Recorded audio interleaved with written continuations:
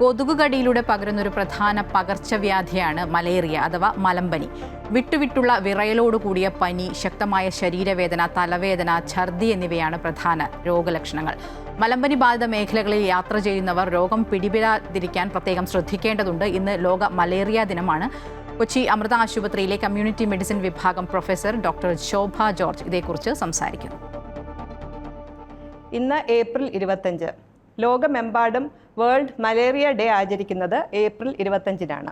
Malaria അഥവാ മലമ്പനി എന്ന രോഗത്തെക്കുറിച്ച് ബോധവൽക്കരണം നടത്തുകയും അത് നിയന്ത്രിക്കുന്നതിനും നിർമ്മാർജ്ജനം ചെയ്യുന്നതിനുമായിട്ട് ആഗോളതലത്തിൽ ശ്രമങ്ങൾ ശക്തിപ്പെടുത്തുകയും ചെയ്യുകയാണ് ഈ ദിനത്തിൻ്റെ പ്രധാന ലക്ഷ്യം. കൊതുക് പരത്തുന്ന ഒരു രോഗമാണ് മലേറിയ. അനോഫിലസ് കൊതുകുകളുടെ കടിയിലൂടെ പ്ലാസ്മോഡിയം പാരസൈറ്റ് മനുഷ്യ ശരീരത്തിലേക്ക് പ്രവേശിക്കുമ്പോഴാണ് മലേറിയ ഉണ്ടാകുന്നത്. വിട്ടുവിട്ടുള്ള വിറയലോട് കൂടിയ പനി, ശക്തമായ ശരീരവേദന, തലവേദന, ഛർദി എന്നിവയാണ് പ്രധാന ലക്ഷണങ്ങൾ. രക്തപരിശോധനയിലൂടെ മലേറിയ സ്ഥിരീകരിക്കാം.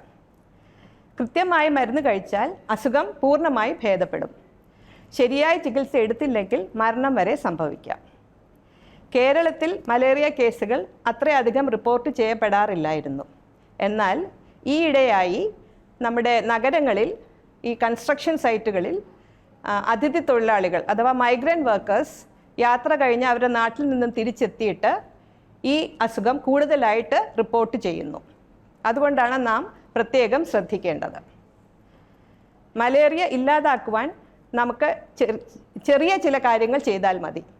ഒന്നാമതായി, കൊതുക് വളരുവാൻ സാഹചര്യമുള്ള വെള്ളക്കെട്ടുകൾ ഒഴിവാക്കുക. പിന്നെ വെള്ളം ശേഖരിച്ച് വെക്കുന്ന ടാങ്കുകൾ അടച്ചു മൂടി വയ്ക്കുക. കൊതുക് കടി ഏൽക്കാതിരിക്കുവാനായിട്ട് നാം കൊതുക് വല ഉപയോഗിക്കുക.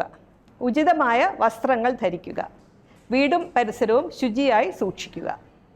ഇത്രയും ചെയ്താൽ നമുക്ക് കൊതുകിൻ്റെ സാന്ദ്രത കുറയ്ക്കുകയും മലേറിയ തടയുകയും ചെയ്യാൻ സാധിക്കും.